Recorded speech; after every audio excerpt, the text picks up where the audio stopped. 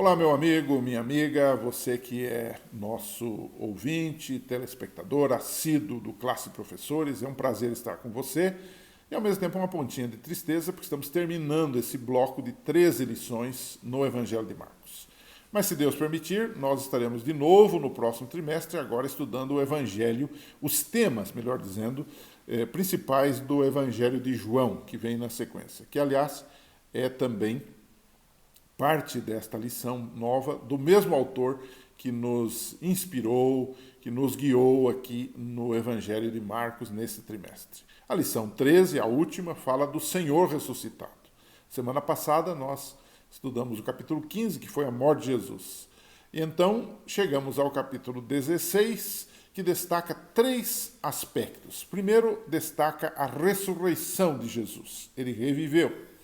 Segundo, fala das mulheres proclamando que Jesus era o Messias.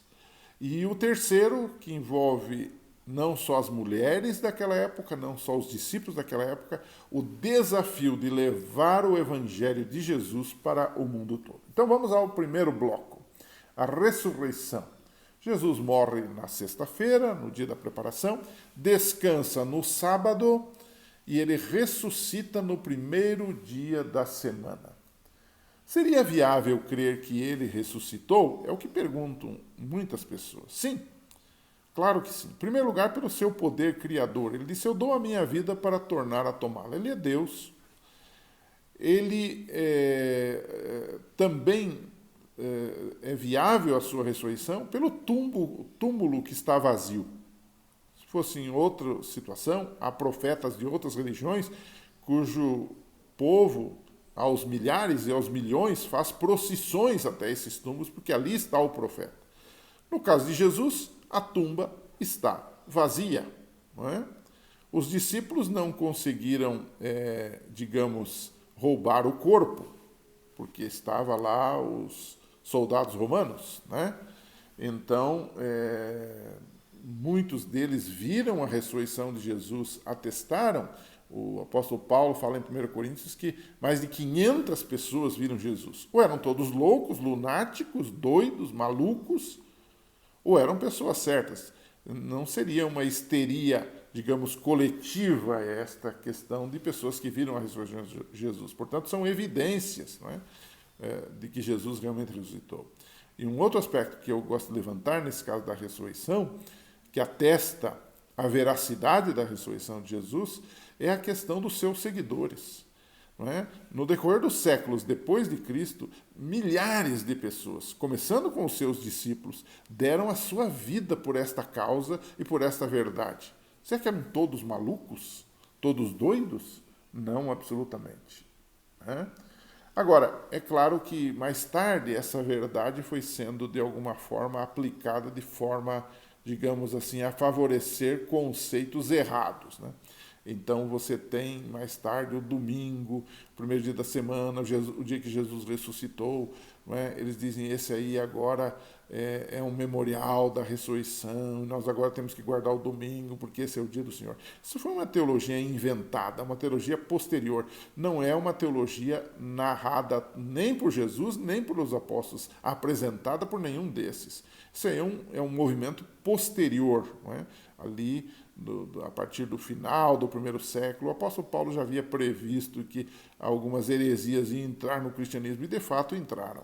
E uma delas é essa, que diz que o domingo, porque é o dia da ressurreição, agora também é o dia do Senhor, o dia de guarda. Na verdade, nós sabemos que o memorial da ressurreição, que lembra a ressurreição, segundo Romanos 6, verso 4, é o próprio batismo, que celebra a morte, o sepultamento e a ressurreição de Jesus.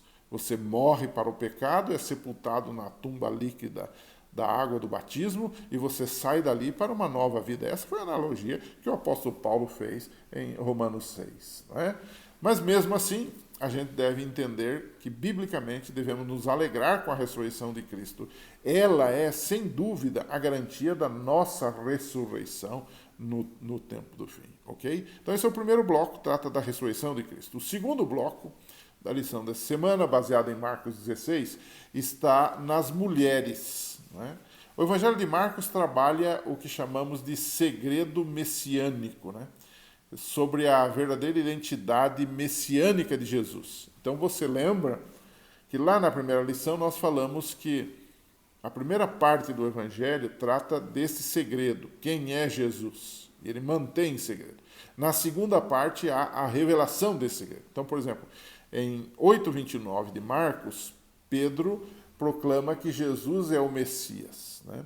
E agora, no final, as mulheres e os discípulos fazem isto igualmente, né? Inicialmente, essas mulheres estavam tremendo, estavam assustadas, diz o texto bíblico, né? Elas saíram, elas fugiram do sepulcro, não disseram nada a ninguém, porque elas estavam amedrontadas. Mas, a partir de 16, verso 10, Maria Madalena, né? Maria Madalena, no verso 10, começa agora a contar e falar da ressurreição de Jesus. Vejam, elas estão com medo no início e elas depois, de forma efusiva, ousada, começam a proclamar. É o efeito do poder de Deus, é o efeito do Evangelho, é o efeito da notícia da ressurreição, que não pode ser escondida, né? Então, os discípulos, na sequência, também, as mulheres puxam o assunto e os discípulos agora saíram também e pregaram por toda parte. Isto é maravilhoso, né? A ressurreição, os discípulos não criaram a fé na ressurreição. É o que alguns dizem, olha, se eles inventaram, foi uma paranoia da cabeça deles, eles começaram a acreditar numa coisa que não existiu, que foi a ressurreição de Cristo. Eles criaram a ressurreição. O cristianismo criou a ressurreição. Essa é uma tremenda bobagem. Foi exatamente o contrário. Foi a ressurreição que criou o cristianismo. Foi a ressurreição que deu origem à fé. Quando eles têm evidências dessa ressurreição, a vida deles muda e eles saem a proclamar de forma ousada esta verdade, né? E então nós podemos agora nos preparar para o último bloco da lição dessa semana, o terceiro e último, que agora é todo mundo, ou todos os discípulos, proclamando o Evangelho. Na última sessão do Evangelho de Marcos, ele lança um desafio, né? O famoso texto de Marcos 16:15. Vão por todo mundo, vão pelo mundo todo e preguem o Evangelho a todas as pessoas. É isso que ele está dizendo. Essa tarefa, ela foi acompanhada com uma promessa de poder e de sinais miraculosos, né? Ele disse, olha, quem crer e for batizado vai ser salvo, mas quem não crer já está condenado. E ele então emenda dizendo, estes sinais vão acompanhar os que crerem. Em meu nome vão expulsar demônios. Em meu nome falarão novas línguas. Esse é um texto bem discutido, né? Mas quando você vai logo para Atos capítulo 2, que é o cumprimento dessa promessa de Jesus, onde os discípulos pregaram na sua própria língua e pregaram em línguas novas línguas que eles não conheciam, pelo poder de Deus, essa profecia se cumpre. E eram línguas humanas, línguas reais. Depois, em 1 Coríntios 14, que há aquela, digamos assim, aquela corrupção das línguas. Mas Atos 2 é a experiência legítima. Então, o texto de Marcos 16, versos 17 e 18, falando dos sinais, falando em novas línguas, se cumpre logo no Pentecostes também, né? Falando em novas línguas, ele diz, pegarão em serpentes, né? E se beberem algum veneno mortal, não lhes fará mal nenhum. Imporão as mãos sobre os doentes e estes ficarão curados. Então, são sinais fortes, né? Da questão aí que vão acompanhar os pregadores do Evangelho. Eu e você, neste caso. Deus nos desafia a pregar esse Evangelho, terminar essa obra e ver Jesus Cristo voltando. Agora, para a gente concluir, né, eu queria colocar assim, um assunto um pouquinho polêmico aí, né? Pergunte aos alunos, discuta com eles o seguinte, esses sinais que eu acabo de citar, né, como por exemplo de pegarem serpentes, né, sem danos, né, eles indicam o quê? Eles indicam uma ordem de Jesus para que a gente, digamos assim, procure esses sinais, né? Ostensivamente. Você sabe que em alguns países do mundo, especialmente nos Estados Unidos, de vez em quando aparece aí nos jornais um pastor, não é, com uma serpente ao redor do pescoço e brincando com uma serpente durante um horário de culto.